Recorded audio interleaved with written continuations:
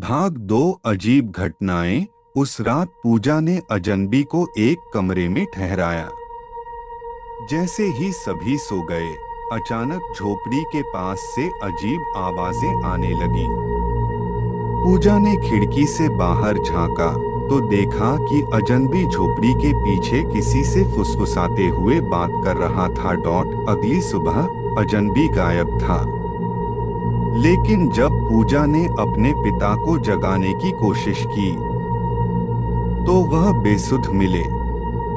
पास ही उनकी दवाइयों की शीशी टूटी हुई थी। पूजा को कुछ समझ नहीं आ रहा था। भाग 3 रहस्य का खुलासा। पूजा ने गांव के सरपंच को बुलाया और सारी बात बताई।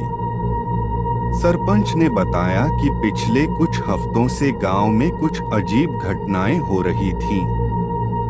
लोग रहस्यमय तरीके से बीमार पड़ रहे थे और कुछ गायब हो गए थे। पूजा ने ठान लिया कि वह इस रहस्य को सुलझाएगी।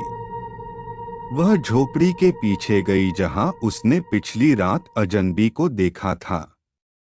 वहां उसे खून के निशान और जमीन में दबा हुआ एक कागज का टुकड़ा मिला। कागज पर लिखा था, जो सच जानेगा वह जिंदा नहीं बचेगा। पूजा ने गांव वालों को इकट्ठा किया और सबको बताया कि किसी साजिश के तहत गांव को निशाना बनाया जा रहा है। अजनबी को पहचानने की कोशिश में पूजा ने अपने पिता की पुरानी डायरी खंगाली। उसमें उसने पढ़ा कि वर्षों पहले इसी गांव में एक व्यापारी को मारकर उसकी जमीन हड़प ली गई थी। कुछ ही देर बाद वही अजनबी पूजा के सामने आ खड़ा हुआ। अब उसका चेहरा साफ दिख रहा था।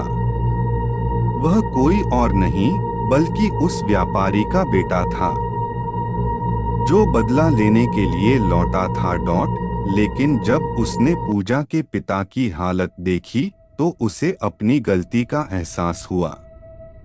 वह बस उन लोगों से बदला लेना चाहता था जिन्होंने उसके पिता को मारा था।